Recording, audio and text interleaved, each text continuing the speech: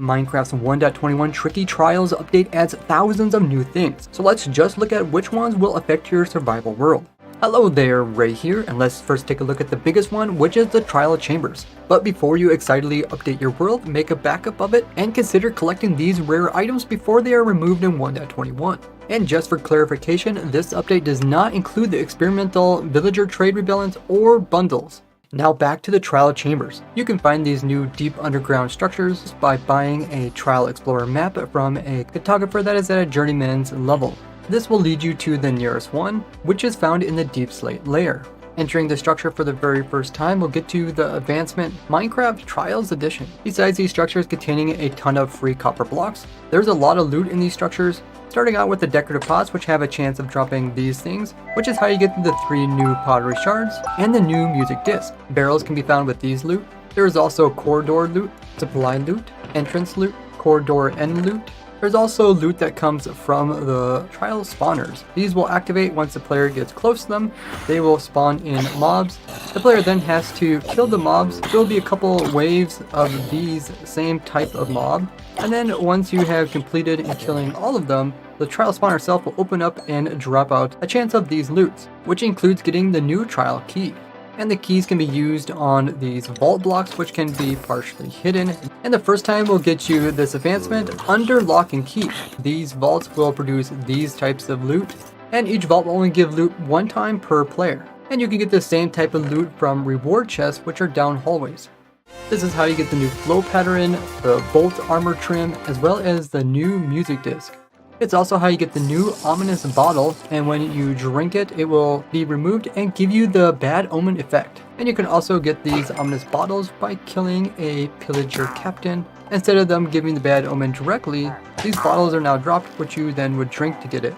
So you'll now need to get the bad omen from one of these bottles in order to start a raid. This will start a 30-second timer with the new effect Raid Omen, and only once this is gone, then the raid will load just like normal and go through its different waves. And this will change up how automatic raid farms are done, as you now have to drink the potion before starting a new raid. Luckily, by having the raid down there by that villager, we are out of the raid zone, therefore we can get the captains to drop us new ominous bottles, so we can continue to produce new raids without having to go get more bottles. So double check that you're still subscribed so you don't miss out on the upcoming video where I'll show you guys the new raid farms.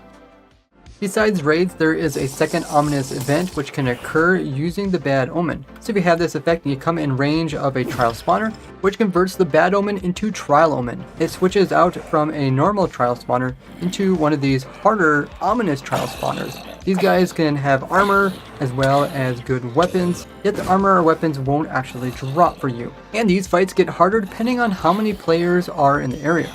It also drops different types of projectiles from the sky randomly. These projectiles include 4 new potion types.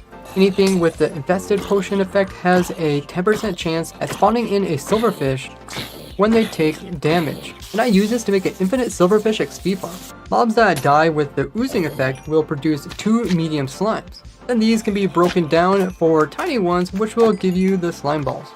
And I made this insanely fast slime farm, which doesn't even need a player and is tileable. Mobs that have the weaving effect, when they die, will put in a cobweb nearby. Which of course I made this into a farm so you can get a renewable source of cobweb. And any mob that has the wind charging effect, when it dives, it will produce a wind explosion, just like the wind charges. And we use this to make an insane player launcher. So please leave a like on the video for all this effort. But once you do complete the ominous trial spawner, you get better loot, including the new ominous trial key. And you can get unlimited amounts of the trial and ominous trial keys by using this AFK farm of mine. And ominous keys have to go into a special vault called a ominous vault. It'll give you all this great loot, including the new advancement revaulting. And this is how you get the new banner pattern flow, as well as armor trim flow and the new music disc.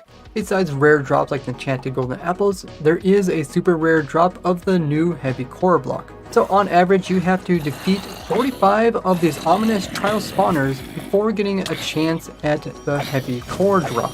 The heavy core is used with another new item which comes from another new mob called the Breeze. This mob is only found here in the trial spawners, coming from this one here, and shoots out these wind charge projectiles which can push the player around. And you can even reflect these wind charges back at a Breeze. If you hit the Breeze and kill them, you get this special advancement, which is called Blowback. You could also find another new mob here, which is these Bog mobs, which are like skeletons except they shoot out poisonous arrows. They also can be found naturally spawning in swamp biomes, and if you use shears on them, they will drop the mushrooms, which is growing from their heads. When they are killed, they have a chance of dropping skeleton loot as well as arrows of poison. The Breeze mob also has unique loot. Once killed, it will drop the Breeze Rod. The Breeze Rod can then be crafted down into 4 wind charges. And I even made an automatic farm for Breeze to get their Breeze Rods and wind charges so you can have unlimited amounts of them. The wind charges can be thrown by the player by right-clicking and will act similar to the Breeze's wind charges, where they can activate a number of things, including doors, gates, trapdoors, bells, buttons, and levers, while also pushing things that are nearby, including sending the player upwards, where you can even get a new advancement, Who Needs Rockets, by sending yourself up at least 8 blocks using wind charge. And in using a ton of wind charges, you can send stuff up really far, or you can make stuff go really fast, like here in my Breeze Cannon, which can instant kill the Dragon, Wither, and even the Warden. Breeze Rods are also the second item in order to produce the Mace. This uses up the heavy core and gets you this really powerful weapon. It's as strong as an iron sword, but it has a special smash attack which is only activated when you fall at least 1.5 blocks. When it goes off, it prevents you from taking fall damage, but it also will push nearby entities. With the greater you fall, the more damage you will do, but also the higher risk of missing and killing yourself. To repair it, you need to use Breeze Rods on it. Besides accepting enchantments like Unbreaking, Mending, Fire Aspect, Smite, or Bane of Arthropods, there is also 3 new enchantments just for it. With the density, it goes up to level 5 and lets you do more damage for every block you fall. Even though the mace is a slow attacking tool, just by dropping down 14 blocks, you can do over 100 damage in one hit, which also gives you advancement over Overkill, dealing 50 hearts of damage in a single hit using the mace. There's also the Breach enchantment, which can go up to level 4, but cannot be put on the same mace as Density, which reduces the effectiveness of the armor that is being worn by your enemy. And there is Wind Burst, which can be combined with the others, which will make the Wind Burst effect whenever using the mace's smash attack. This will launch everything up into the air, including yourself, which you can use to chain another attack, making a deadly combination. And in the trial chambers, you can find 5 new blocks. They come in all the different types of oxidized levels as well as wax versions. The chiseled copper can be made out of 1 copper block, and copper grades can also be made using the stonecutter. The trapdoors as well as doors have to be crafted using ingots, and to make the copper bulb you also need a blaze rod and redstone dust. Copper bulbs have some unique redstone characteristics. Whenever they get powered, they will change state, and they will retain that state even after they lose power. This makes them great for a very small and compact T flip-flop, but they do take 2 game ticks to update like most redstone components. And the more oxidized they are, the less light they will put off. And removing the oxidization from a copper bulb will get you another new advancement, Lightning Up. There's also a bunch of new variations of the tough block, including normal, bricks, polished, and even chiseled, which can easily be made by using the stonecutter. There's also a total of 20 new paintings that you can get in survival. You get these just by placing down your normal default random paintings, then you'll have a chance at getting one of the new ones. One of the coolest new items is the Crafter. This new block can be paired up with redstone in order to make an automatic crafting device, where ingredients will be put into the specific recipe and will produce whatever you want. I showed the full potential of this new block in this video here, where I showed different redstone contraptions which can auto-craft every single type of recipe, even a completely 3x3 grid with this device here, which I have even fixed so that it overcomes a bug in the game by having a little comparator fade out clock over here.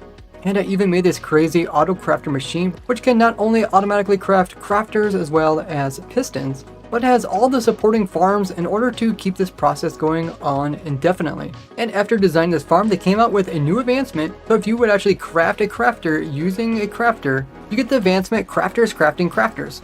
And witch farms got buffed in 1.21, with witches dropping 200% more redstone dust, which makes the items per hour about double what they were before.